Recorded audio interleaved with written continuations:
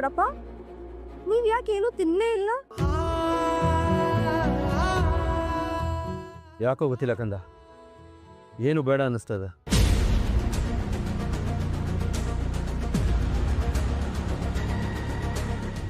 I am so sorry ದೊಡ್ಡಪ್ಪ.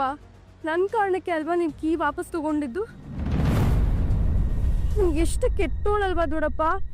ನೀವು ಇಷ್ಟು ಫೀಲ್ ಮಾಡ್ಕೋತೀರಾ ಅಂತ ನನಗೆ ಗೊತ್ತಿದ್ದಿದ್ರೆ ನಾನು ಆ ಬುಲೆಟ್ ಬಗ್ಗೆ ಹೇಳ್ತಾನೆ ಇರಲಿಲ್ಲ.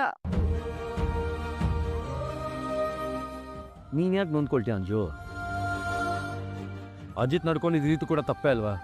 ನೀನು ಬೇಜಾರು ಮಾಡ್ಕೋಬೇಡ. ಆ ವಿಷಯ ಬಿಡು. ನೋಡು, ನಿನ್ನ ಜೊತೆ ಮಾತಾಡೋದಕ್ಕೆ ಬೇರೆ ವಿಷಯನೇ ಇದೆ. ಕಾರಲ್ಲಿ ಹೋಗ್ತಾ ಮಾತಾಡೋಣ ಬಾ. ಏನು ವಿಷಯ ದೊಡ್ಡಪ್ಪ? ಕಂದ, ನೀನು ಅಜಿತ್ ಬಗ್ಗೆ ಯೋಚನೆ ಮಾಡೋದನ್ನ ಬಿಟ್ಬಿಡು. ಅಂದ್ರೆ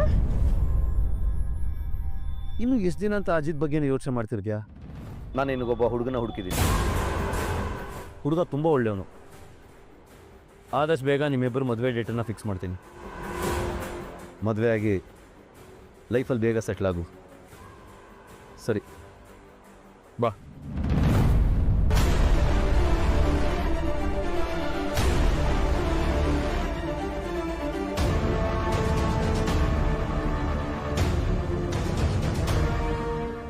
ಅಂಜು,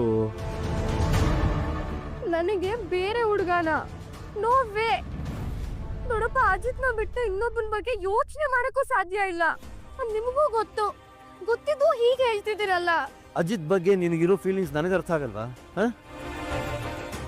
ಆದ್ರೆ ಅಜಿತ್ ಈಗ ಬೇರೆ ಹುಡುಗಿನ ಮದುವೆ ಆಗಿರೋದು ಕೂಡ ಅಷ್ಟೇ ನಿಜ ಅಲ್ವಾ? ಅದು ಅಲ್ಲದೆ ನಿನಗೆ 22 ವರ್ಷ ತುಂಬೋ ವರ್ಷದಲ್ಲಿ ನಿನ್ನ ಮದುವೆ ಮಾಡಿ ಮುಗಿಸೋದು ನಮ್ಗಳ ಜವಾಬ್ದಾರಿ. ಪ್ಲೀಸ್ ಕಂದ, ಒಪ್ಕೋ.